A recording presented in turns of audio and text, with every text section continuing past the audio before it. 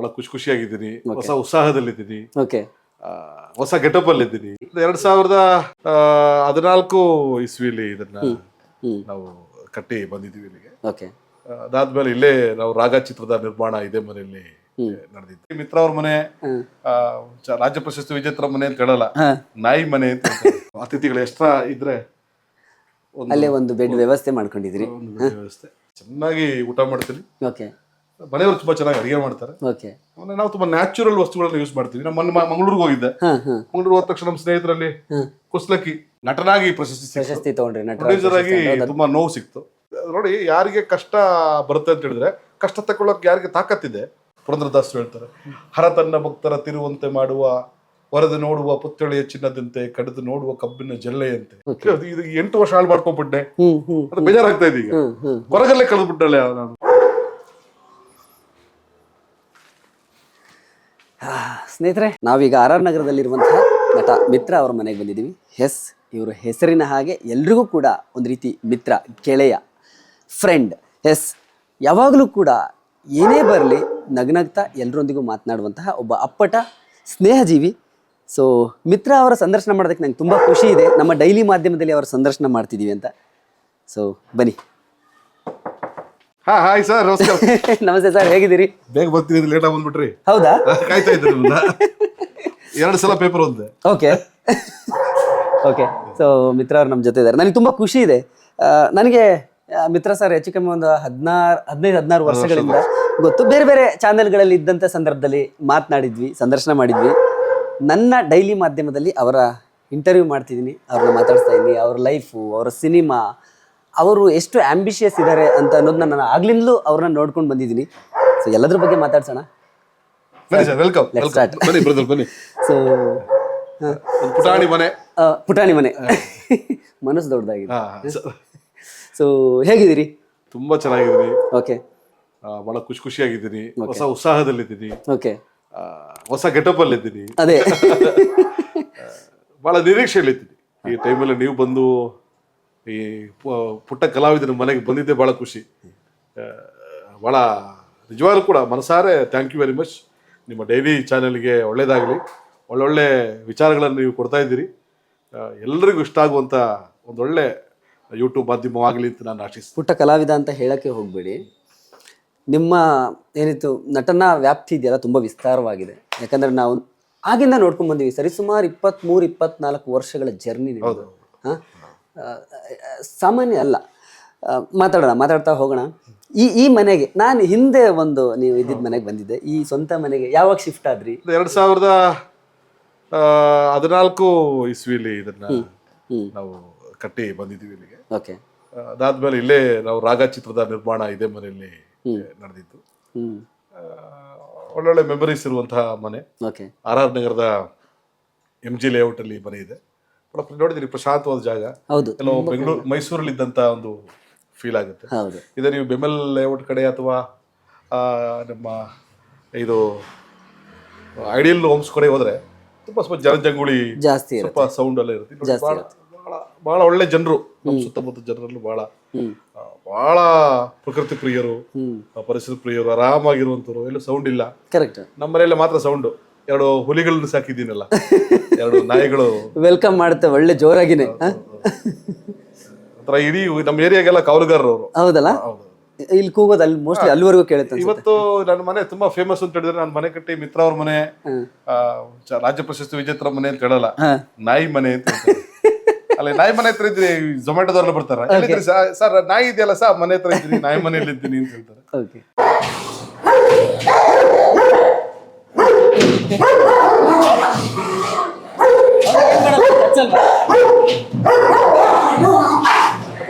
ಸಂಜೆ ಆದ್ರೆ ಅಷ್ಟು ಜನ ನಮ್ಮ ಏರಿಯಾದ ಮಕ್ಕಳೆಲ್ಲ ಕರ್ಕೊಂಡ್ಬಂದು ಈಗ ಆಚೆ ನಿಂತ್ಕೊಂಡು ನನ್ನ ನಾಯಿನ ತೋರಿಸಿ ಮಕ್ಕಳಿಗೆ ತಾಯಿಂದ್ರು ಊಟ ಮಾಡಿಸ್ತಾರೆ. ಅಂದ್ರೆ ನಾನೆಷ್ಟು ಫೇಮಸ್, ನನಗಿಂತಲೂ ಎಷ್ಟು ಫೇಮಸ್ ನನ್ನ ಗಬ್ಬರ್ ಮತ್ತು ನನ್ನ ಪ್ರಿನ್ಸ್. ಗಬ್ಬರ್ ಪ್ರಿನ್ಸ್ ಏನ್ ಹೆಸರಿಟ್ಟಿದ್ದೀರಾ? ಪ್ರಿನ್ಸ್ ಅದು ಗಬ್ಬರ್ ತಗರ್ನೆ ಜೋರಾಗಿದೆ. ಗಬ್ಬರ್. ಇನ್ನು ಪ್ರಿನ್ಸ್ ರಾಜಗಂಭೀರವಾಗಿ ಸ್ಟೈಲ್ ಆಗಿರ್ತಾನೆ. ಅಂದ್ರೆ ಪೆಟ್ಸ್ ಬಗ್ಗೆ, ನಾಯಿಗಳ ಬಗ್ಗೆ ಪ್ರೀತಿ ಅಂದ್ರೆ ಯಾವಾಗಿಂದ ಹೆಂಗೆ ಶುರು? ಸಣ್ಣ ವಯಸ್ಸಿನಲ್ಲೂ ಕೂಡ ನಾವೆಲ್ಲ ಹಳ್ಳಿಯಿಂದ ಬಂದಂತ ಜನಗಳು. ಹಸು, ಕರು, ಎಮ್ಮೆ, ಕೋಣ, ಎತ್ತು, ಆಮೇಲೆ ಈ ಮೊಲ, ನಾಯಿ ಇದ್ರ ಜೊತೆ ಎಲ್ಲ ನಾವು ಬದುಕಿದಂಥವ್ರು. ಅದೆಲ್ಲ ಅದನ್ನು ಪ್ರಾಣಿಗಳ ಥರ ನಮಗೆ ಫೀಲ್ ಆಗೋದಿಲ್ಲ. ಆಗಲ್ಲ. ಅದು ನಮ್ಮ ಒಡನಾಟಿಗಳು. ನಮಗೆ ಅಂದರೆ ನಮಗೆ ನಮ್ಮ ನೋವನ್ನು ನಮ್ಮ ಮನೆಯವರು ಏನು ಅರ್ಥ ಮಾಡ್ಕೋತಾರೋ, ನಮ್ಮ ಸ್ನೇಹಿತರು ಅರ್ಥ ಮಾಡ್ಕೋತಾರೋ, ನಮ್ಮ ತಾಯಿ ಅರ್ಥ ಮಾಡ್ಕೋತಾರೋ ಗೊತ್ತಿಲ್ಲ. ಒಬ್ಬ ಮನೆ ಯಜಮಾನನ ಹೆಜ್ಜೆಯಲ್ಲಿ, ಅವನ ನಡಿಗೆ ಹೆಜ್ಜೆಯಲ್ಲಿ ಅವರ ಮೂಡನ್ನು ಸೆನ್ಸ್ ಮಾಡುವಂಥದ್ದು ಪ್ರಾಣಿಗಳು. ಅಲ್ಲಿ ತಿರುವಲ್ಲಿ ಬಂದರೆ ನನ್ನ ಯಜಮಾನರ ಕಾರ್ ಬರ್ತಾ ಇದೆ ಅಂತ ಅದಕ್ಕೆ ಅರ್ಥ ಆಗುತ್ತೆ. ನಾನು ಶೂ ಹಾಕೊಂಡು ಕೆಳಗೆ ಇಳಿದಾಗ ನಮ್ಮ ಯಜಮಾನ್ ಹಿಡಿತಿದ್ದಾರೆ ಅಂತ ಅದಕ್ಕೆ ಗೊತ್ತಾಗುತ್ತೆ. ಅದಕ್ಕೆ ಸುಮ್ಮನೆ ಹೇಳಲ್ಲ, ಅದಕ್ಕೆ ನಿಯತ್ತಿನ ಪ್ರಾಣಿ ಅಲ್ವಾ.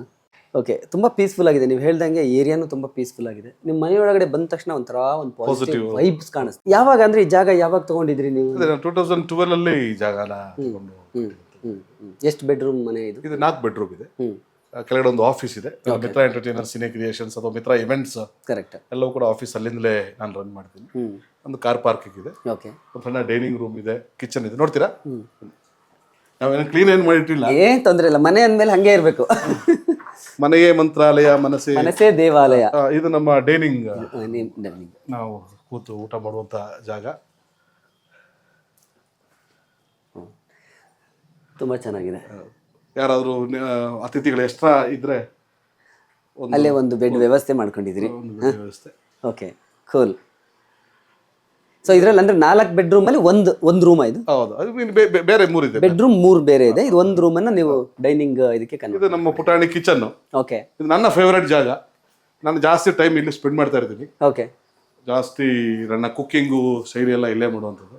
ಓಕೆ, ಸ್ಟೋರ್ ರೂಮ್ ನಾವು ಯೂಸ್ ಮಾಡೋದಲ್ಲ, ತುಂಬಾ ಆದಷ್ಟು ಆರ್ಗ್ಯಾನಿಕ್ ವಸ್ತುಗಳನ್ನೇ ಯೂಸ್ ಮಾಡ್ತೀವಿ. ಹೌದಾ? ಈಗ ಕಡಲೆ ಎಣ್ಣೆ ನಾವೇ ಆಡಿಸ್ತೀವಿ, ಕೊಬ್ಬರಿ ಎಣ್ಣೆ ಜಾಸ್ತಿ ಯೂಸ್ ಮಾಡ್ತೀವಿ. ಕೊಬ್ಬರಿ ಎಣ್ಣೆ ನಾವೇ ಕೊಬ್ಬರಿ ತಂದು ಒಣಗಿಸಿ ಅದನ್ನ ರೆಡಿ ಮಾಡುವಂಥದ್ದು. ಈಗ ಮೆಣಸಿನ ಪುಡಿ ಆಗಿರ್ಬೋದು, ಇದು ಅರಿಶಿನ ಆಗಿರ್ಬೋದು, ಅರಿಶಿನ ಕೊಂಬು ತರಿಸಿ ಅದನ್ನು ಒಣಗಿಸಿ ಪುಡಿ ಮಾಡಿ ನ್ಯಾಚುರಲ್ ಫುಡ್ ಅನ್ನೇ ನಾವು ಜಾಸ್ತಿ ಬಳಸೋದು. ಹೆಚ್ಚು ಕುಚ್ಚಲಕ್ಕಿ ಬಳಸ್ತಾರೆ. ಕುಚ್ಚಲಕ್ಕಿ ಅಂದ್ರೆ ಯಾವುದೇ ಪಾಲಿಶ್ ಇಲ್ಲದೆ ಇರುವಂತದ್ದು, ಒರಿಜಿನಲ್ ಅವ್ರ ಮನೆಯಲ್ಲೇ ರೆಡಿ ಮಾಡುವಂತ ಕುಚ್ಚಲಕ್ಕಿ ಒಂದು 50 kg ಕಳಿಸ್ತಾರೆ. ಉತ್ತರ ಕರ್ನಾಟಕದ ಸ್ನೇಹಿತರು ಬಂದಾಗ ಜೋಳ ತಗೊಂಡ್ಬರ್ತಾರೆ, ಜೋಳದ ರೊಟ್ಟಿಗೋಸ್ಕರ ಜೋಳ ತಗೊಂಡ್ಬರ್ತಾರೆ. ಮಂಡ್ಯ ಸ್ನೇಹಿತರು ಬಂದಾಗ ರಾಗಿ ನಮ್ಗೆ ತಲುಪಿಸ್ತಾರೆ. ರೊಟ್ಟಿನೂ ತಿಂತೀರಾ? ರೊಟ್ಟಿನೂ ಮಾಡ್ತೀರಾ? ರೊಟ್ಟಿ ತುಂಬಾ ಚೆನ್ನಾಗಿ ಮಾಡ್ತಾರೆ. ಜೋಳದ ರೊಟ್ಟಿ ಮಾಡ್ತಾರೆ, ಮುದ್ದೆ ಮಾಡ್ತಾರೆ. ನಂತರ ನಾವು ಸಮಗ್ರ ಇಂಡಿಯಾ ಇದ್ದಂಗೆ, ಕರ್ನಾಟಕ ಇದ್ದಂಗೆ ನಮ್ದು. ಓಕೆ, ಹೀಗೆ ಅಂತಿಲ್ಲ. ಯಾವ್ದು ತಿನ್ಬೇಕು ಅನ್ಸುತ್ತೆ, ಏನ್ ಮಾಡ್ಬೇಕು ಅನ್ಸುತ್ತೆ ಫುಡ್ ಕಲ್ಚರ್ಗೆ? ಫುಡ್ ಕಲ್ಚರ್ ಅಂತ ಆರಾಮ್ಸು ಇದೆ. ಇದ್ರನ್ನ ರಾಜ್ಯ ಪ್ರಶಸ್ತಿ ರಾಗ ಸಿನಿಮಾಗೋಸ್ಕರ ಬಂದಿರೋದು. ಎಸ್, ರಾಜ್ಯ ಪ್ರಶಸ್ತಿ ತಗೊಂಡ್ರಿ, ಸಿನಿಮಾ ಪ್ರೊಡ್ಯೂಸ್ ಮಾಡಿದ್ರಿ, ನಟನಾಗಿ ಪ್ರಶಸ್ತಿ ತಗೊಂಡ್ರಿ, ಪ್ರೊಡ್ಯೂಸರ್ ಆಗಿ ತುಂಬಾ ನೋವು ಸಿಕ್ತು. Yes, okay. ಇದು ಅಕ್ವೇರಿಯಂ.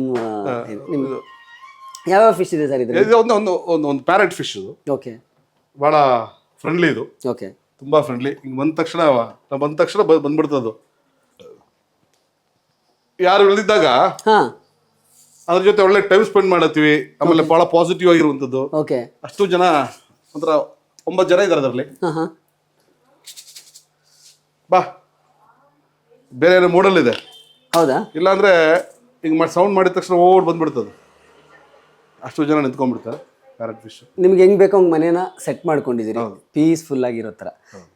ನನಗೆ ಒಂದು ಕುತೂಹಲ, ಮಿತ್ರ ಅವರು ಸಿನಿಮಾ ಇಂಡಸ್ಟ್ರಿಗೆ ಬಂದಿದ್ದು, ನನಗೆ ಎಲ್ಲೋ ಕತೆ ಕೇಳಿದ್ದು, ನೀವೇ ಮಾತಾಡಿದ್ದು, ಬೇರೆ ಬೇರೆ ಕಡೆ ಇದು ವಿಚಾರಗಳು ನೀವೆಲ್ಲೋ ಕುಶಾಲನಗರದಲ್ಲೆಲ್ಲೋ ಇದ್ದಂಥ ಸಂದರ್ಭದಲ್ಲಿ ನಿಮಗಿತ್ತ, ನಿಮ್ಮ ಡೆಸ್ಟಿನಿ ಏನಾದರೂ ಇತ್ತ? ಎಸ್, ನಾನು ಸಿನಿಮಾಗೆ ಹೋಗ್ಬೇಕು ಅಂತ, ಅಥವಾ ಓಕೆ ಅನ್ಫಾರ್ಚುನೇಟ್ ಆಗಿ ಒಂದೇನೋ ಬಂತು ಅನ್ನೋ ಥರ? ಇಲ್ಲ, ಸಿನಿಮಾ ಅಥವಾ ಕಲಾವಿದರಾಗಬೇಕು, 4 ಜನ ಮಧ್ಯೆ ಗುರುತಿಸ್ಕೊಳ್ಬೇಕು ಅನ್ನೋದು ನನಗೆ ಸಣ್ಣ ವಯಸ್ಸಿನಲ್ಲಿ ಇತ್ತು.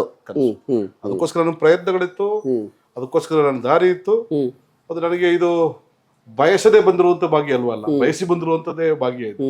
ಆಗ್ಬೇಕು ದಾಸೆ ಪಟ್ಟಿದ್ದೆ. ಬಟ್ ಇಷ್ಟು ಬೇಗ ಕನ್ನಡಿಗರು ನನ್ನ ಒಪ್ಕೋತಾರೆ, ನನ್ನ ಒಬ್ಬ ಹಾಸ್ಯ ನಟನಾಗಿ ಒಪ್ಕೋತಾರೆ, ಒಬ್ಬ ನಿರ್ಮಾಪಕನಾಗಿ ಒಪ್ಕೋತಾರೆ, ಒಬ್ಬ ನಟನಾಗಿ ಒಪ್ಕೋತಾರೆ ಅನ್ನೋದು ಬಹಳ ಖುಷಿಯ ವಿಚಾರ ಅಲ್ವಾ?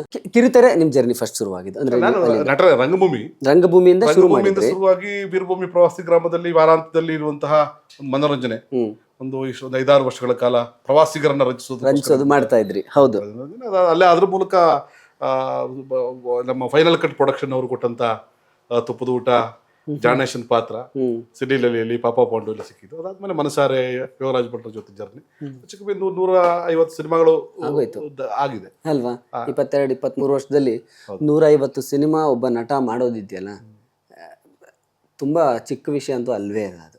ಇವತ್ತಿನ ಕಾಲಕ್ಕೆ ಇಷ್ಟು ದೊಡ್ಡ ಸ್ಪರ್ಧಾತ್ಮಕ ಜಗತ್ತು, ಸ್ಪರ್ಧಾತ್ಮಕ ಚಿತ್ರರಂಗ, ಎಷ್ಟು ಕಲಾವಿದರು ಬಂದರು, ಎಷ್ಟು ಎಲ್ಲದರ ಮಧ್ಯದಲ್ಲೂ ನೀವು ಸಸ್ಟೈನ್ ಆಗೋದಿದೆಯಲ್ಲ, ಅದು ಒಂದು ಪ್ರತಿಭೆ ಇರಬೇಕು. ಪ್ರತಿಭೆ ಜೊತೆಯಲ್ಲಿ ಒಂದು ಪರಿಶ್ರಮ. ಈಗ ತಾಳ್ಮೆಯಿಂದ ಪ್ರಯತ್ನದ ಮೇಲೆ ದೇವರ ಆಶೀರ್ವಾದ ಇದೆ. ಒಳ್ಳೆ ಮನೆಯವರಿದ್ದಾರೆ. ನನ್ನ ಮಗಳು, ನನ್ನ ಮಗ, ನನ್ನ ವೈಫು, ನನ್ನ ಸ್ನೇಹಿತರು, ನನ್ನ ಬಂಧು ಬಳಗ ಎಲ್ಲರೂ ಕೂಡ ತುಂಬಾ ಆತ್ಮೀಯತೆ ಇರುವಂತವ್ರು, ಬಹಳ ಸ್ನೇಹಜೀವಿಗಳು, ನನ್ನನ್ನು ಪ್ರೀತಿ ಮಾಡುವಂತವ್ರು, ನನ್ನನ್ನು ಅಪ್ರಿಷಿಯೇಟ್ ಮಾಡುವಂತವ್ರು, ಯಾವತ್ತೂ ಕಾಲೆಳೆದವರಲ್ಲ. ಓಕೆ, ಅದು ಬಹಳ ಇಂಪಾರ್ಟೆಂಟ್. ಯಾವಾಗಲೂ ಒಬ್ಬ ವ್ಯಕ್ತಿ ಹೊರಗಡೆ ಹೋದಾಗ ಏನಾದರೂ ಒಂದು ಮಾಡಬೇಕು ಅಂದಾಗ ಮೊದಲು ಅದಕ್ಕೆ ಸಪೋರ್ಟ್. ಆಮೇಲೆ ಎಲ್ಲರೂ ಪರಿಪೂರ್ಣರಲ್ಲ, ನಮ್ಮಿಂದ ಬೇಕಾದಷ್ಟು ತಪ್ಪುಗಳಾಗುತ್ತೆ. ತುಂಬಾ ಶಿಸ್ತುಬದ್ಧವಾಗಿದ್ದಂಥವರಿಗೆ ಒಂದು 6-7 ಕೋಟಿಯ ಇಮಿಡಿಯೇಟ್ ನಷ್ಟ ನಮ್ಮನ್ನ ಸುಳ್ಳುಗಾರನಾಗಿಯೂ ಕೂಡ ಒಂದು ಫೈನಾನ್ಷಿಯಲ್ ಆಗಿ ಸ್ಟೆಬಿಲಿಟಿ ಇಲ್ಲದೆ ಇರುವಂಥದ್ದಾಗಿರ್ಬೋದು, ಅಥವಾ ನಮ್ಮ ಮಾತನ್ನ ನಾವು ಉಳಿಸ್ಕೊಳಕ್ಕಾಗದೆ ಇರುವಂಥದ್ದಾಗಿರ್ಬೋದು, ನಮ್ಮ ಶಿಸ್ತು, ನಮ್ದು ಹಳೆ ಎಲ್ಲವನ್ನು ಕೂಡ ನಾವು ಕಳ್ಕೊಂಡಿದ್ವಿ.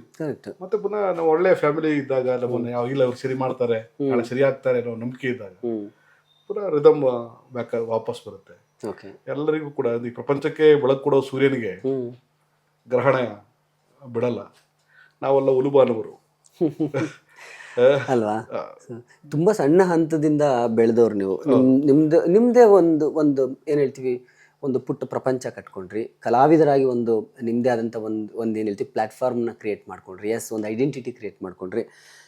ಬಟ್ ಈ ಥರ ಒಂದೇನೋ ಆದಾಗ ಏನೋ ದೊಡ್ಡ ಆಂಬಿಷಸ್ ಇಟ್ಕೊಂಡು ಒಂದು ಸಿನಿಮಾ ಮಾಡ್ತೀರಿ, ಅದು ಅಂದ್ಕೊಂಡಂಗೆ ಆಗದೆ ಇದ್ದಾಗ, ಅಂದರೆ ಅದಾದ ನಂತರ ತುಂಬ ಡಿಪ್ರೆಸ್ ಆಗಿತ್ತು ಅಥವಾ ಅಲ್ಲ? ಆಗ ಡಿಪ್ರೆಸ್ ಆಗಿದ್ದೆ, ನೋವಾಗಿದ್ದೆ, ಹತಾಶನಾಗಿದ್ದೆ, ಸ್ವಲ್ಪ ನೇಪಥ್ಯಕ್ಕೆ ಕೊಟ್ಟೋಗ್ಬಿಟ್ಟಿದ್ದೆ. ಹೌದು, ಎಲ್ಲ ಅದೆಲ್ಲ ತಪ್ಪು ಅನ್ಸ್ಬಿಡ್ತು ನನಗೆ. ಅಂದ್ರೆ ಅಂದ್ಕೊಂಡಾಗ ಜೀವನ ಇದ್ಬಿಟ್ಟಿದ್ರೆ ನೋಡಿ, ಯಾರಿಗೆ ಕಷ್ಟ ಬರುತ್ತೆ ಅಂತ ಹೇಳಿದ್ರೆ, ಕಷ್ಟ ತಗೊಳ್ಳೋಕೆ ಯಾರಿಗೆ ತಾಕತ್ತಿದೆ ಅವ್ರಿಗೆ ಮಾತ್ರ ಕಷ್ಟ ಬರುತ್ತೆ. ಅಂದ್ರೆ ಗಾಡ್ ಚೂಸನ್ ಮೀ, ಇವನಿಗೆ ತುಂಬಾ ಎಷ್ಟು ಕಷ್ಟ ಕೊಟ್ಟರು ತಗೋತಾನೆ ಗುರು, ನಾನು ಅವನ್ನ ಗಟ್ಟಿ ಮಾಡಿದ್ದೀನಿ ಅಂತ. ಅದೇ ನಮ್ಮ ಹೇಳಿಲ್ವಾ, ನಿಮ್ಮ ಪುರಂದರದಾಸ್ ಹೇಳ್ತಾರೆ, ಹರ ತನ್ನ ಭಕ್ತರ ತಿರುವಂತೆ ಮಾಡುವ, ವರದು ನೋಡುವ ಪುತ್ಥಳಿಯ ಚಿನ್ನದಂತೆ, ಕಡಿದು ನೋಡುವ ಕಬ್ಬಿನ ಜಲ್ಲೆಯಂತೆ. ನಂಗೆ ನಮ್ಮನ್ನು ವರದೂ ನೋಡ್ತಾರೆ, ಕಡಿದೂ ನೋಡ್ತಾರೆ. ಇವನು ಗಟ್ಟಿಗನ, ಇವನು ನಿಜವಾದ ಭಕ್ತನ, ಅಥವಾ ಇವ ನಿಜವಾದ ಕಲಾವಿದನ, ಇವನಲ್ಲಿ ಗಟ್ಟಿ ಕಾಳಿದೆಯಾ ಅಂತ ನನ್ನ ಪರೀಕ್ಷಿಸ್ತಾರೆ. ಪರೀಕ್ಷೆಗೆ ನಾವು ಒಡ್ಬೇಕು.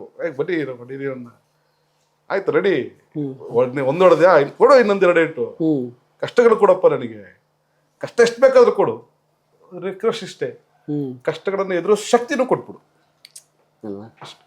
ಮಜಾ ಇರುತ್ತೆ. ಇದು 8 ವರ್ಷ ಹಾಳು ಮಾಡ್ಕೊಂಡ್ಬಿಟ್ಟೆ, ಅದು ಬೇಜಾರಾಗ್ತಾ ಇದೆ. ಈಗ ಹೊರಗಲ್ಲೇ ಕಳೆದ್ಬಿಟ್ಟಳೆ ನಾನು 8 ವರ್ಷ. So beautiful life. ಹಾಯ್, ನಾನು ನಿಮ್ಮ ಭಾವನಾ ಬೆಳಗೆರೆ. ಡೈಲಿ ಮಾಧ್ಯಮ ಅನ್ನೋ ಒಂದು ಯೂಟ್ಯೂಬ್ ಚಾನೆಲ್ನ ದಯವಿಟ್ಟು ಎಲ್ಲರೂ ಲೈಕ್ ಮಾಡಿ, ಸಬ್ಸ್ಕ್ರೈಬ್ ಮಾಡಿ. ಅದರ ತುಂಬ ಒಳ್ಳೆಯ ಕಂಟೆಂಟ್ಗಳು ಬಂದಿದ್ದಾವೆ, ತುಂಬ ಒಳ್ಳೆ ಇಂಟರ್ವ್ಯೂಗಳು, ತಿಳ್ಕೊಳ್ಳೋ ಅಂಥ ಮಾಹಿತಿಗಳಿದ್ದಾವೆ. ತಾವು ನೋಡಬೇಕು, ಆನಂದಿಸಬೇಕು ಅಂತ ನನ್ನ ಕಡೆಯಿಂದ ಒಂದು request. Please subscribe. Thank you.